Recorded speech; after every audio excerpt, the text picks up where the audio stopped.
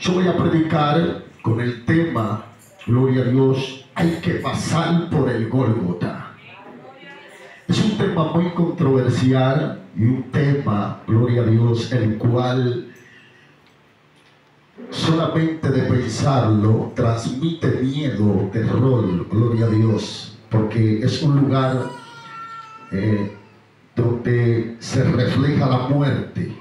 Gloria a Dios, aleluya. Y cuando yo busqué la definición de la palabra Gólgota, proviene del arameo Gólgota, que significa calavera. En el latín, gloria a Dios, de la Vulgata, es traducido como Calvarie Locus, es decir, lugar del cráneo. En otras palabras, también se define como el Calvario. En una perspectiva latina, gloria a Dios, más profunda, este término, gloria a Dios, este término se deriva a Calvario. En un contexto más profundo de la perspectiva latina se enfocan en varios niveles de significado literario, significado teológico, significado espiritual, significado geográfico, entre otros significados. Pero cuando empiezo y sigo indagando acerca de esta palabra Gólgota, es un lugar situado en las afueras de Jerusalén, en los muros de Jerusalén, donde los romanos ejecutaban, gloria a Dios, a los condenados. Debido, gloria a Dios, a eso, en ese lugar, gloria a Dios, la colina tenía una forma como de carabela, pero también, gloria a Dios, se relacionaba ese ambiente porque encontraban restos de cadáveres de personas en ese lugar. Pero simbólicamente también ese lugar estaba asociado con la muerte. Aleluya, esto era un lugar terrible. Pero cuando nos ponemos a analizar acerca de esto, no solamente ese lugar era para ejecutar a la persona, sino era para avergonzar a la persona públicamente. Gloria a Dios, eso era un lugar en las afueras de Jerusalén, en la misma calle, donde las personas iban pasando y veían a la persona guindando ahí ejecutado. Era una manera de cómo denigrar y cómo de que ellos negaran su identidad. Era una manera de cómo transmitirle miedo al pueblo de Dios, diciéndole: mira, tú ves cómo ellos están guindados ahí, así mismo como ellos están guindados ahí, te vamos a guindar a ti. Si tú vienes a contratirar con nuestro reinado, o si tú vienes a adorar otros dioses o otro rey que no sea el César. Era una manera de cómo hacer que las personas negaran su identidad. Los cristianos, si se ponían a adorar a un Dios que ellos no querían, aleluya, ellos agarraban y lo tomaban y lo ejecutaban ahí, y mantenían al pueblo en una empatía y un miedo que el pueblo no podía adorar. Era un lugar, gloria a Dios, donde tomaban las personas y lo azotaban hasta sangrar. Era un lugar donde lo humillaban a las personas. Y cuando yo me pongo a analizar acerca de esto, vemos que ahora en la actualidad no se usa esa temática de agarrar a las personas y ejecutarlo y guindarlo en una cruz, sino que el enemigo ha tratado con varias estrategias de cómo mantener un pueblo apático, un pueblo sin movimiento, ya que el evangelio no es comodidad.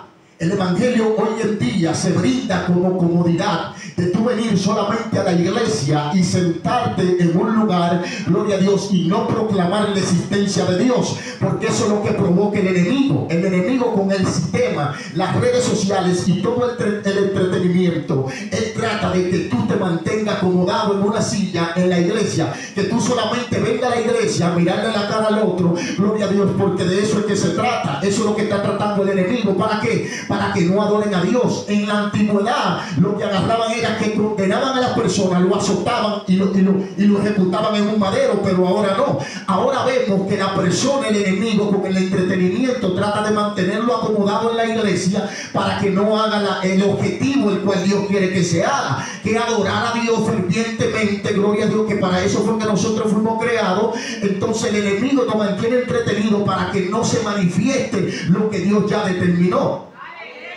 porque ese era el objetivo de ellos, tratar de transmitirle miedo al pueblo para que el pueblo se mantuviera callado, que el pueblo no adoraba. Entonces hoy en día podemos ver que llegamos a la iglesia y de una u otra forma el enemigo, ya con el entretenimiento y la distracción, trata de transmitirnos eso. ¿Para qué? Para que no adoremos a Dios. El evangelio, cuando yo me pongo a analizar en la Biblia, no es comodidad. Por ningún lado que yo empiezo a leerlo, aún en el ministerio de Jesucristo, en su trayectoria de su ministerio, vemos que el evangelio de Jesucristo no era comodidad. El evangelio de Cristo, el evangelio que me narra la Biblia, es un evangelio de fuego, es un evangelio de persecución, es un evangelio de sufrimiento, es un evangelio de lágrimas, porque eso es lo que cuesta el evangelio. Dice en el sermón del monte, cuando Jesús empieza a predicar de la bienaventuranza, dice: bienaventurados los que son perseguidos por mi causa, porque ellos heredarán el reino de los cielos. El enemigo te hace entender, gloria a Dios, de que tú estás bien ahí cómodo, pero ese no es el verdadero evangelio de Jesucristo. El evangelio de Jesucristo es movimiento, es poder, y por eso nosotros sufrimos persecución. Si nos ponemos a analizar la trayectoria de Jesús, todo el camino, desde el principio, desde el bautismo hasta el Gólgota, fue sufrimiento.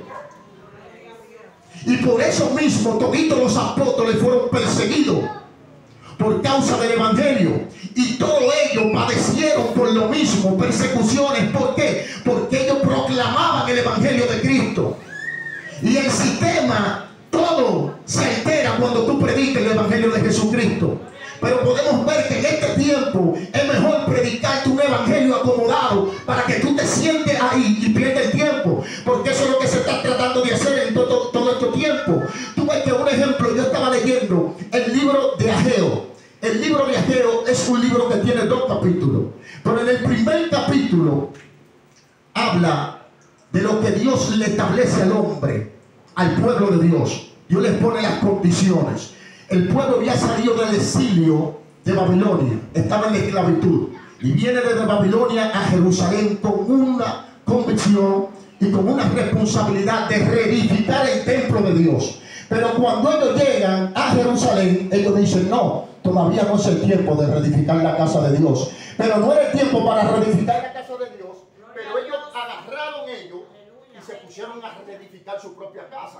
Dice la palabra de Dios que tenían su casa artesonada. La palabra artesonada es de que tenían su casa bien lujosa, pero la casa de Dios la tenían desierta, la tenían abandonada. Sin embargo, la casa de Dios, ellos no tenían, gloria a Dios, el tiempo de reedificar su casa. Entonces podemos ver que Dios le establece el principio y le dice: mírenme, en el segundo capítulo Dios le hace una promesa si cumplen lo del primer capítulo. Pero es más fácil yo venir y decirte el segundo capítulo, donde ya las promesas cumplidas de lo que yo ya te había establecido en el primer capítulo. Yo te vengo y te hablo: la gloria postrera será mayor que la primera para esta casa. Pero te dejé atrás el capítulo número 1. Primero tenemos que cumplir el capítulo número 1, y luego que se cumpla la promesa del capítulo número 2. Yo no puedo venir y brindarte el capítulo número 2 donde no se ha cumplido la promesa, los principios del capítulo 1. Vamos a cumplir el principio. El número 1 lo cumplimos. Entonces viene la promesa del capítulo 2. No puedo brindarte el capítulo número 2 si no se ha cumplido el capítulo número 1. Entonces eso es lo que se hace en estos tiempos. Te brindan el capítulo número 2 para que tú te mantengas conforme. Digas: wow, voy a ser bendecido. Pero tú cumpliste el capítulo número 1. No lo ha cumplido. Entonces no espere la promesa del capítulo 2. No espere la bendición. Entonces el pueblo había dejado como prioridad la casa de Dios. El templo de Dios lo habían dejado y se pusieron a organizar su propia casa, sus propias comodidades, sus propios quehaceres. Todo el mundo estaba enfocado en sus propios quehaceres, ya que dice la palabra: primeramente el reino de Dios y su justicia, y las demás cosas nos serán añadidas. Esto no hay que ir a la NASA para analizar este texto. Es un texto claro. Primeramente vamos a preocuparnos por la cosa de Dios. Eso es lo que le está diciendo Dios a ellos.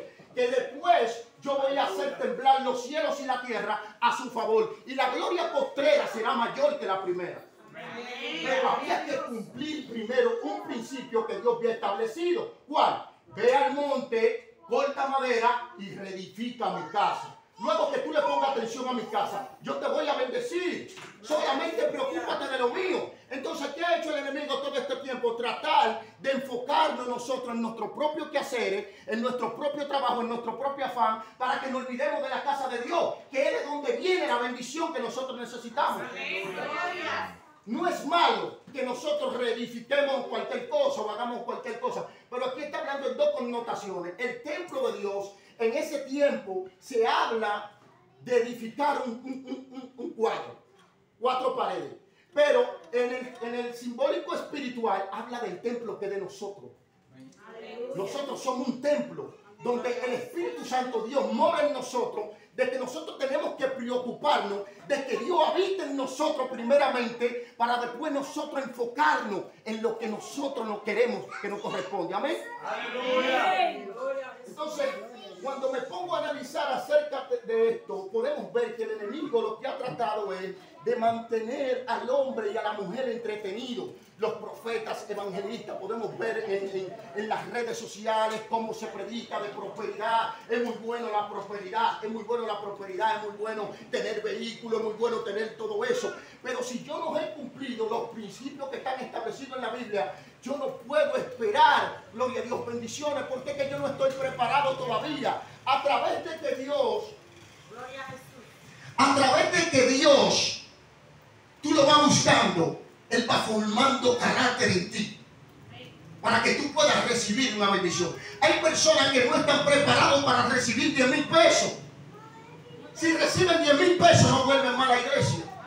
Hay personas que no están preparados para recibir un carro.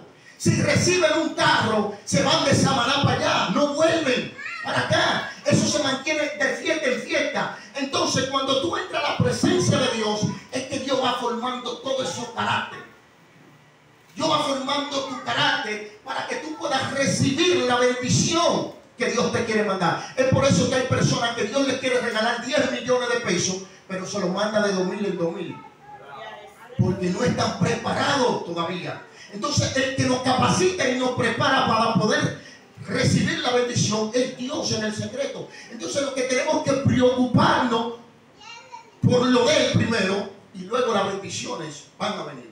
Pero el enemigo todo este tiempo ha querido tratar de distraernos y desenfocarnos de la verdadera realidad de la Biblia.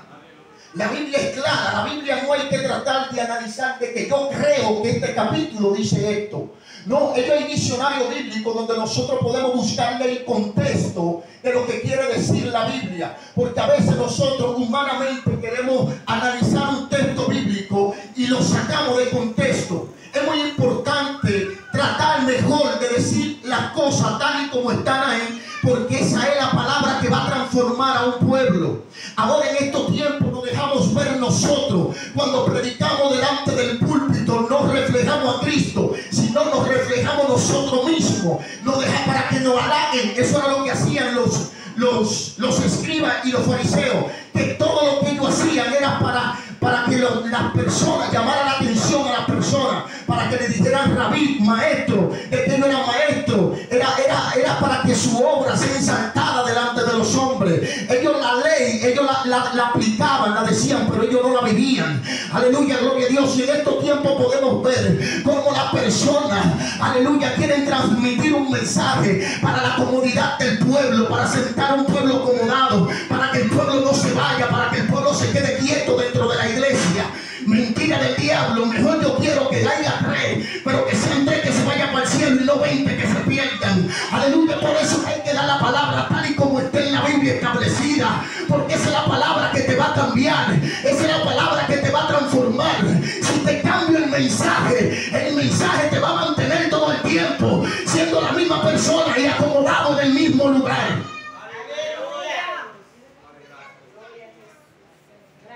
El amor no se confunde.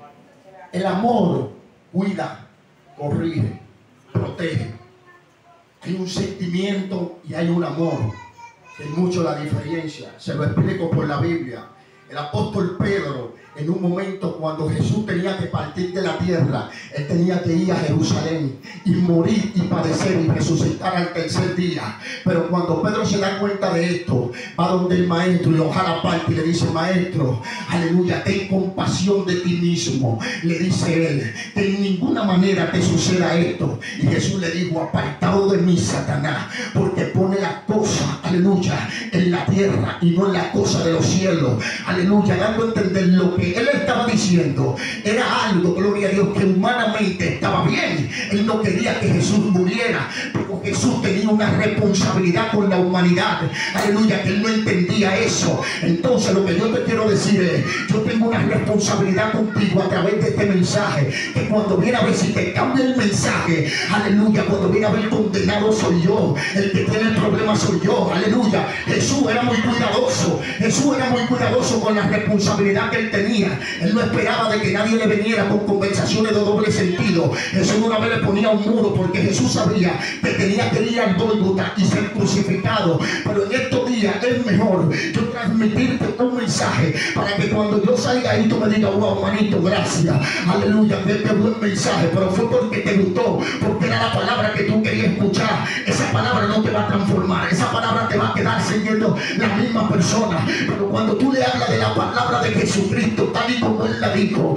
la persona que está dentro va a recibir, porque ella dijo que su palabra no cae en el vacío. A alguien Dios va a penetrar con esa palabra. El apóstol Pedro, en su humanidad, él amaba a Jesús y no quería que Jesús se muriera, pero Jesús tenía una responsabilidad con el pueblo y Jesús no podía evadir el Gólgota. Jesús no podía coger un atajo. En estos días podemos ver que los hombres de Dios y las mujeres de Dios quieren coger atajos, quieren ser, aleluya, evangelistas que Dios lo usa, pero no quieren pasar por el sacrificio, no quieren pasar por el Gólgota primero. Aleluya, lo que pasa es que en el Gólgota es que se muere el yo, en el Gólgota es que se ve el orgullo, en el Gólgota es que se va la altivez, la arrogancia. Es por eso que nadie quiere pasar por ese lugar. En el Gólgota es que matan al hombre, en el Gólgota es que matan el cuerpo, pero resucita el espíritu. Sin la cruz, aleluya, no hay corona, sin la cruz no hay victoria, y muchos hoy en día están rechazando la cruz de Cristo, aleluya, por miedo al sistema, por miedo a las limitaciones del enemigo, aleluya. Pero yo sé que Dios va a levantar guerreros que a pesar de las circunstancias, a pesar del sistema, a pesar de lo contrario, a pesar de las enfermedades, a pesar del dolor, se van a mantener firmes adorando a Dios, cueste lo que cueste. Gracias, Jesús. Ese es el objetivo del enemigo: tratar de mantenernos distraídos para que no pasemos por la cruz, para que no pasemos por el Gólgota, por el sufrimiento. Aleluya, bienaventurados los que sufren, que ellos encontrarán consolación. Aquellos que lloran, aleluya, aquellos que sufren, dice él, aleluya, aquel que trate de salvar su vida la perderá, por el que la pierda por causa mía la hallará y recibirá vida eterna. Aleluya, pero en estos tiempos el cuerpo y el sistema no exige de que no pasemos por el sufrimiento. Es mejor estar acomodado, pero yo te vengo a decir algo en esta mañana: la comodidad que tú estás viviendo, aleluya, con ella tú no vas a tener la victoria. Personas que están pasando por dificultades, personas que están orando por algún presente o por alguna casa, o porque sus hijos salgan de la delincuencia, o porque sus hijas, aleluya, salgan de la prostitución, o por alguna enfermedad o por cualquier cosa. Lo que pasa es que de la manera que tú te encuentras, tú no vas a lograr tu objetivo, porque es que tú estás demasiado acomodado. Aleluya, en una ocasión mi mamá me decía, aleluya, que ella no dormía, orando por mí. Yo ayer, yo estaba, el muchacho que le dieron los 7 tiros, y yo estaba ya predicándole la palabra, y duré un tiempo con él allá, como casi 1 hora, casi 2 horas, predicándole la palabra y hablando con la familia. Y la mamá me decía: yo no duermo, hijo mío, yo no duermo orando por mi hijo para que Dios lo liberte. Aleluya. Y mi mamá le encontró a ella y mi mamá le dijo: no cese de orar, no te canses de orar, sigue orando por tu hijo, que Dios libertó al mío y yo sé que va a libertar al tuyo, pero es necesario que se mantenga ferviente orando, es necesario que te mantenga luchando por tu bendición, es necesario que te mantenga luchando por tu salvación. Es que lo que Dios te ha entregado no es cualquier cosa, y el enemigo lo que ha tratado todo este tiempo de mantenerte sentado en una silla para que tú no recibas las bendiciones que Dios te tiene, las bendición hay que arrebatarla, la bendición hay que arrancarla, hay que quitársela al diablo de la mano, porque el diablo no quiere que tú seas bendecido, el diablo no quiere que tú recibas tu bendición, el diablo no quiere que tú recibas tu ministerio. Personas que son adoradores, personas que son evangelistas, si no pelean por tu bendición, si no pelean por tu ministerio, día y noche, madrugada, aleluya, no se va a cumplir el propósito de Dios. ¿Tú crees que todos estos hombres de Dios, que tú lo ves en las redes sociales, que Dios lo usa bastante, fue que ellos lo consiguieron? Porque lo consiguieron. Ellos no evadieron la cruz, ellos no evadieron el sufrimiento, ellos se entregaron, dice la palabra de Dios. Que quiera venir en pos de mí, niéguese a sí mismo, tome su cruz y sígame. Hay mucha gente que soltaron la cruz, hay mucha gente que se despojaron de la cruz, aleluya, para llevar un evangelio acomodado, para llevar un evangelio cómodo, aleluya. Pero es necesario que en el capítulo donde tú te quedaste, vuelva y tome ese mismo capítulo y comience tu ministerio, aleluya. Persona, yo no sé si tú te quedaste en Génesis, yo no sé si tú te quedaste en Levítico, en Número, yo no sé en qué capítulo tú te quedaste, pero es necesario que vuelvas y retomes tu lugar, el principio, el origen del evangelio de Jesucristo. ¿Tú crees que el evangelio es comodidad? El evangelio no es comodidad.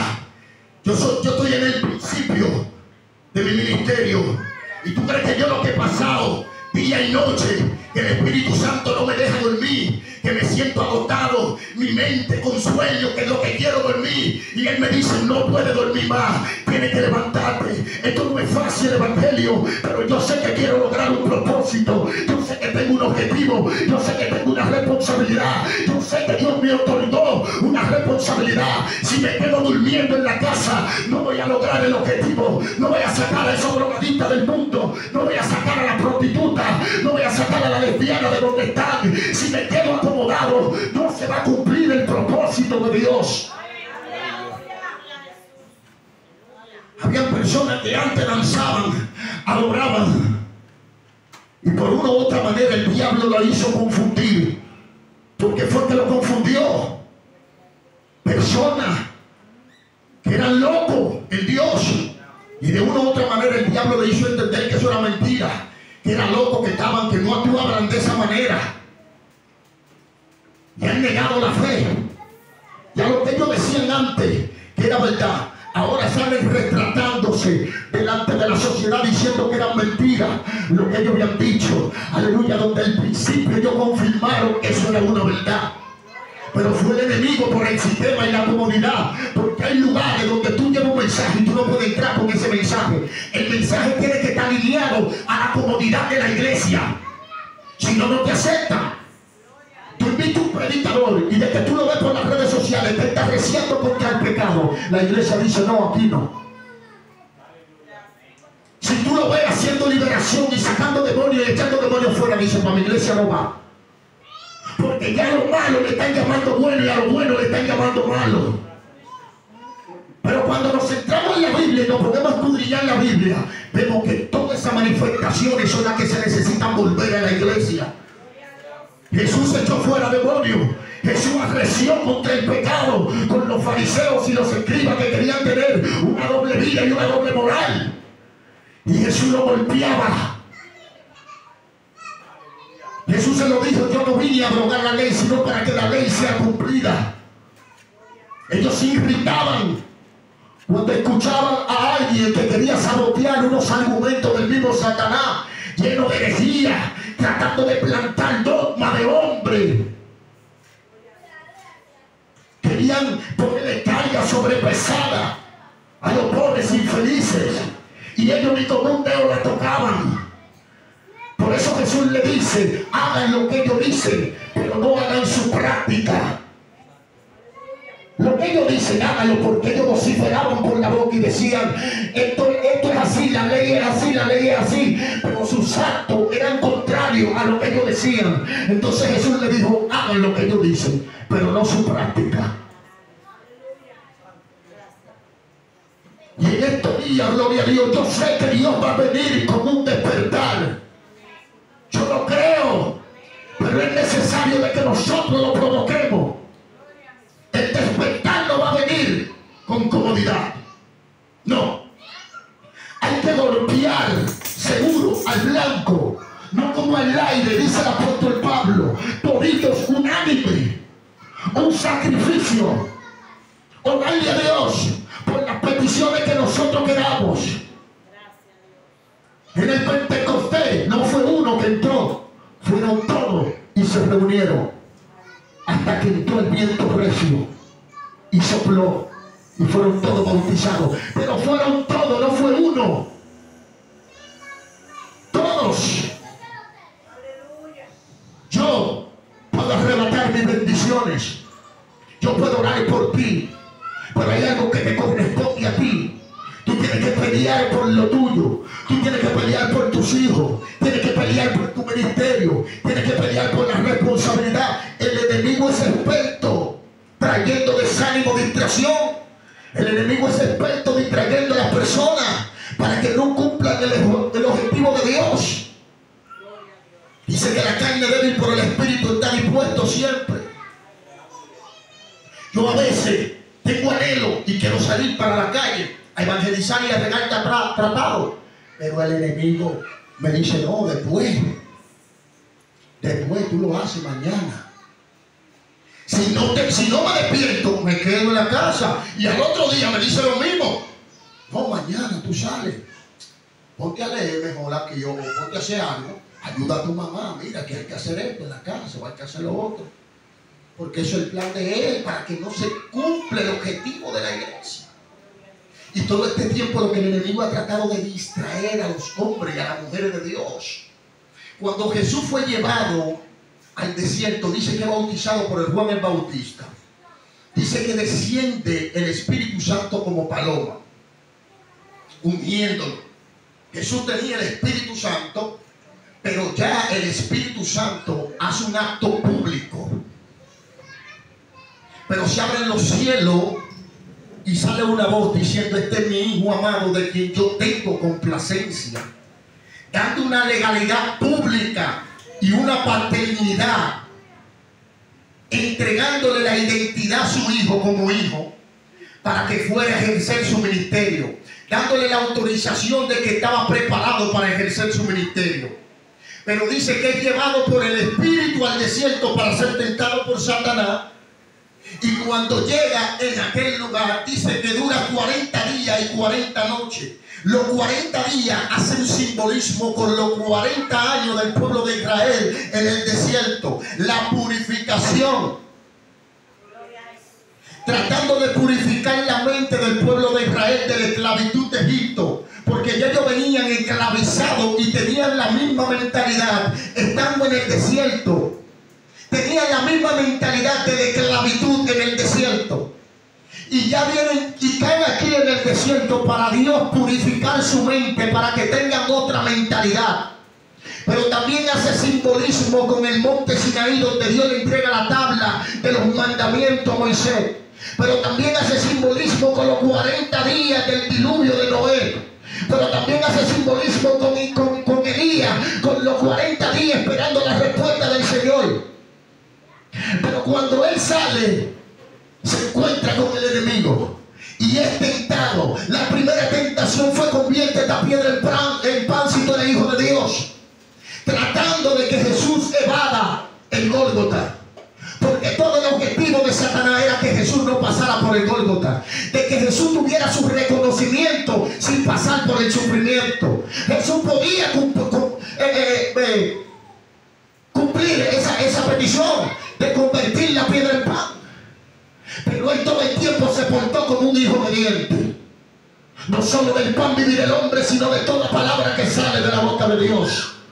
O sea, yo no dependo de mí mismo, yo dependo de la divinidad de mi Padre, yo dependo de los recursos de mi Padre. El segundo fue cuando lo subió al monte altísimo en el penáculo para que se tirara de aquel lugar. Él podía formar un espectáculo y tirarse de aquel lugar y ser aprobado por la gente. Y la gente darse de cuenta de que realmente era el Mesías, porque él iba a caer de pie. Pero él no vino a llenar la expectativa de nadie, él vino a cumplir un propósito de parte de Dios. La tercera tentación, el reino de la tierra. Él me ha podido recibir todo el reino de la tierra y evadir la cruz. Pero él sabía la responsabilidad que tenía. Y todo ese objetivo era ¿para qué? Para que él evadiera la cruz y no se cumpliera el propósito de Dios en nuestra vida. Hoy en día tú no estuvieras aquí.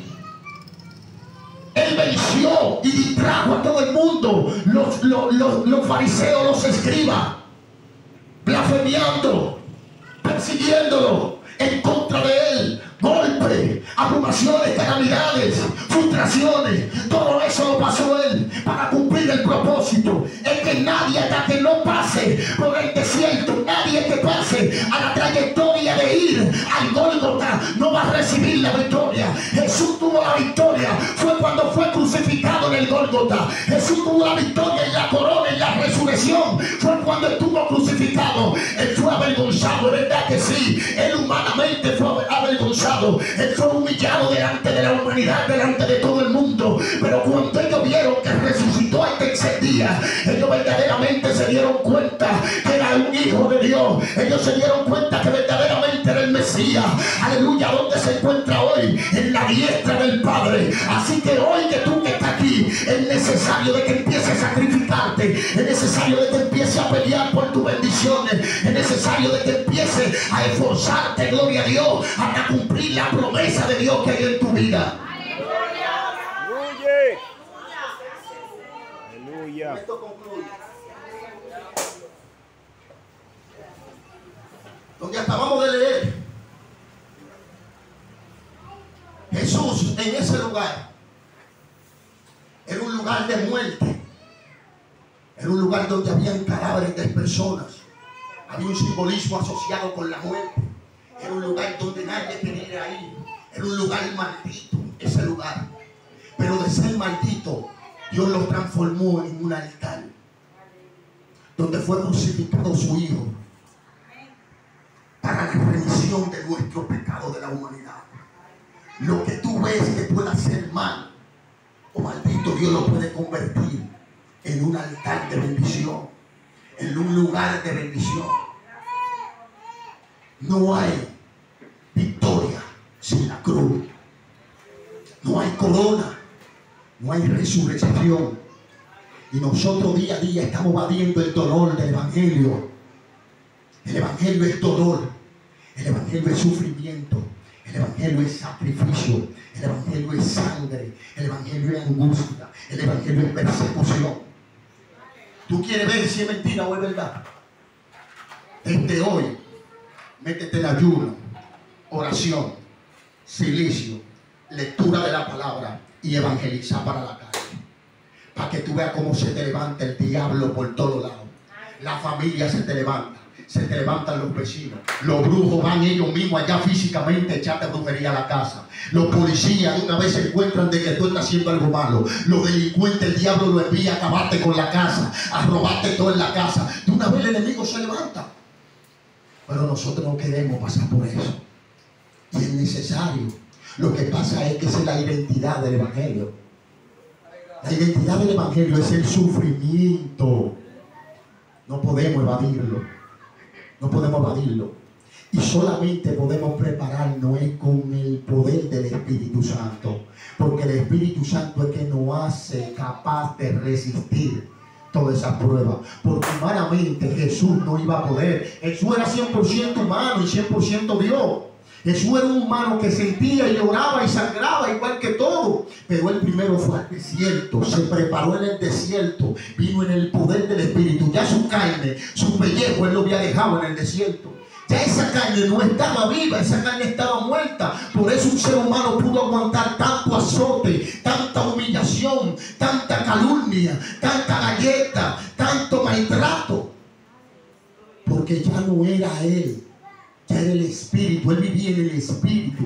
Pero de la única manera que nosotros podemos resistir es en el Espíritu. Porque si tú no estás en el Espíritu, te viene una persecución. Tú vas a ver a la gente humana, tú le vas a caer a la gente humana. Tú una vez tú vas a decir, se me levantó fulana, voy a dejar la iglesia. Tú vas a ver todo, a lo contrario. Pero el Espíritu mismo te convence y te dice tranquilo, que es solamente una persecución. Estate tranquilo.